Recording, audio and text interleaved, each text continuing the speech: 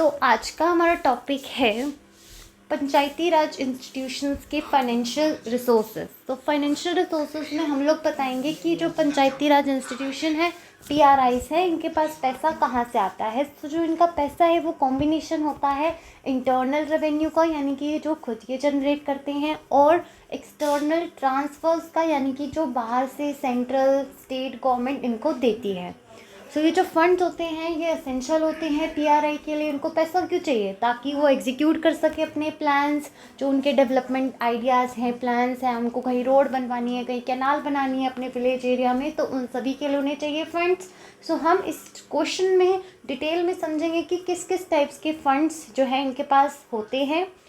ठीक है, so below is a comprehensive overview of the funds that they have. कौन कौन से सोर्सेज होते हैं? तो सबसे पहले आता है ओन रिसोर्सेज, यानी कि ये जो खुद इकट्ठा करते हैं टैक्सेस से या नॉन टैक्सेस से। तो सबसे पहले टैक्स की बात करें तो ये अलग अलग लोकल एरिया के अंदर जैसे छोटी छोटी चीज़ें हो गई, कोई प्रॉपर्टी वगैरह हो गया, कोई छोटा मोटा कोई टोल वगैरह हो गया आसपास, या फिर कोई इस टाइप से कोई फेस्टिवल वगैरह है, या कोई प्रोफेशन वगैरह के छोटे मोटे टैक्सेस ये लगा सकते हैं PRIs अपने विलेजर्स के ऊपर। ठीक है, हालांकि ज़्यादा टैक्सेस नहीं लगाते हैं ये, क्योंकि कहीं ना कहीं जो ये इलेक्टेड लीडर्स होते हैं इनको डर रहता है कि अगर इन्होंने ज़्यादा टैक्सेस जो हैं इम्पोज किए लोगों पे तो वो क्या करेंगे, उनको दोबारा इलेक्ट नहीं करेंगे। सो बहुत कम मार्जिन रहता है इनके खुद के टैक्सेस का, क्योंकि ये बचते हैं ज़्यादा टैक्स लगाने से, वरना जो विलेजर्स हैं वो उनको दोबारा इलेक्ट नहीं करेंगे। सो मेन छोटे मोटे टैक्सेस की बात करें, सो PRIs हैव द अथॉरिटी कि वो टैक्सेस वगैरह जो हैं ले सकते हैं। प्रॉपर्टी टैक्सेस, छोटा मोटा कोई बिल्डिंग हो गई। इसके अलावा जो नॉन एग्रीकल्चर लैंड होती है उसके ऊपर भी प्रॉपर्टी टैक्सेस लगा सकती है PRI, लेकिन उनका जो कंट्रीब्यूशन होता है टोटल फंड रिसीव में वो बहुत कम होता है, जो इनके लोकल लोन टैक्सेस होते हैं उसका रीज़न हमने अभी देखा था। फिर इसके अलावा थोड़ा बहुत प्रोफेशन टैक्स लगा सकती है, मार्केट फीस वगैरह इसके अंदर इंक्लूड हो गई। इसके अलावा कुछ छोटा मोटा एंटरटेनमेंट टैक्स हो गया, व्हीकल टैक्स हो गया, टोल टैक्सेस हो गई, फेस्टिवल टैक्स होगा। सो ये कुछ ऐसे टैक्स है जो कि पंचायती राज इंस्टीट्यूशन लगा सकती है। ठीक है, फिर आता है इसके अलावा non tax revenue. So these are the revenue that are generated without imposing taxes. मतलब कोई फीस हो गई, कोई फाइन वगैरह हो गया, रेंट्स वगैरह हो गए, जैसे कि यहाँ पे दे रखा है फीस और फाइन्स की चार्जेस फॉर सर्विसेज, जैसे वाटर सप्लाई, सैनिटेशन को किसी ने कोई वायलेशन किया है किसी रूल का तो उसके ऊपर पेनल्टीज़ वगैरह हो गई। इसके अलावा रेंट फ्रॉम द प्रॉपर्टीज़ कि कोई भी इनकम, मान लो कोई पंचायत इंस्टीट्यूशन है उसने अपने कोई हॉल वगैरह, कोई रूम, कोई एक जगह वो किराए पे दी किसी फंक्शन वगैरह के लिए, तो उससे जो उन्हें रेंट मिलता है वो भी उनके फंड्स में आता है। नेक्स्ट आता है लाइसेंस फ़ीस कि उन्हें मान लो किसी पंचायती राज इंस्टीट्यूशन ने कोई शॉप वगैरह, कोई बिज़नेस, कोई कंस्ट्रक्शन एक्टिविटी वगैरह के लिए कोई लाइसेंस इशू किया है तो उसके ऊपर भी फ़ीस वो मांगते हैं, तो वो भी फंड्स का पार्ट होता है। इसके अलावा डोनेशन एंड कंट्रीब्यूशंस, तो फंड्स जो कि रिसीव करते हैं ये लोग इंडिविजुअल्स हैं, अलग अलग विलेजर्स हो गए, रिच पीपल हो गए, NGOs वगैरह हो गए, अलग अलग इंस्टीट्यूशन हो गए, वो अपने कम्युनिटी डेवलपमेंट के लिए किसको फंड्स देते हैं, इन पंचायती राज इंस्टीट्यूशंस को, तो वो भी इसका पार्ट हो गए, इनके फाइनेंशियल रिसोर्सेज का पार्ट हो गए। नेक्स्ट आता है, तो हमने देखा कि इनके दो पार्ट्स में हम लोग डिवाइड कर सकते हैं, एक तो इनके ओन और एक जो कि ये दूसरों से लेते हैं, यानी कि transfers from the higher level of government, दूसरा पार्ट हो गया इसका। ठीक है, जो भी ये मनी लेते हैं। तो सबसे पहला आता है ग्रांट्स एंड एड, यानी कि वो फंड्स जो कि सेंटर और स्टेट गवर्नमेंट PRIs को देती है वो होता है ग्रांट्स एंड एड। जैसे कि central government grants which is allocated based on the recommendation of the central finance commission, जो है वो रिकमेंड करती है कि इतने पैसे आपको इस पंचायती राज इंस्टीट्यूशन को देने हैं। For instance 14th finance commission recommend करे कि टोटल इतना अमाउंट आपको कम से कम पंचायत को देना है, एक स्पेसिफिक टाइम पीरियड इन्होंने डिसाइड करके दिया था। ठीक है, हालांकि ये मेंशन करना इतना इम्पोर्टेंट नहीं है, हम सिर्फ इसमें ये लिख सकते हैं कि जो एलोकेशन होती हैं वो कौन डिसाइड करता है कि इतना पैसा सेंट्रल गवर्नमेंट देगी, तो वो है सेंट्रल फाइनेंस कमीशन। फिर है स्टेट गवर्नमेंट ग्रांट्स, यानी कि स्टेट प्रोवाइड करती है grants to PRIs based on the recommendation from their respective effective state finance commission. तो स्टेट कितना पैसा देगी वो कौन डिसाइड करता है? State finance commission. और सेंटर कितना पैसा देगी इन इंस्टीट्यूशंस को वो कौन डिसाइड करता है? Central financial commission.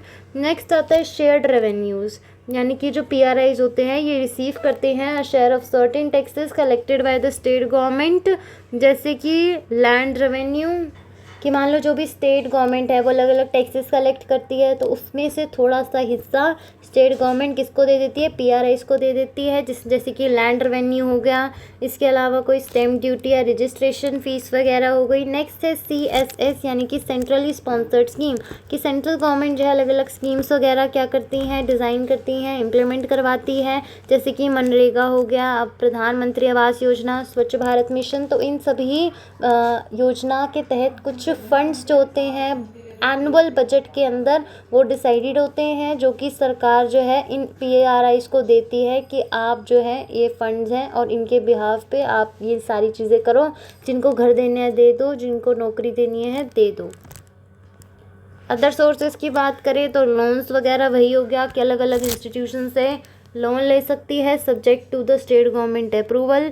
Voluntary contributions के अलग अलग ऑर्गेनाइजेशन, समाज सेवक जो हैं वो इनको लोन दे देते हैं, मतलब डोनेशंस दे देते हैं।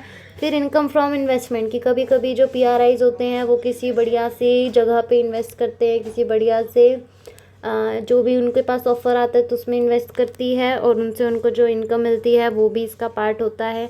फिर आता है कि हालांकि there are certain challenges that PRI is facing in their financial aspects. First thing we have already studied, that is low own revenue generation.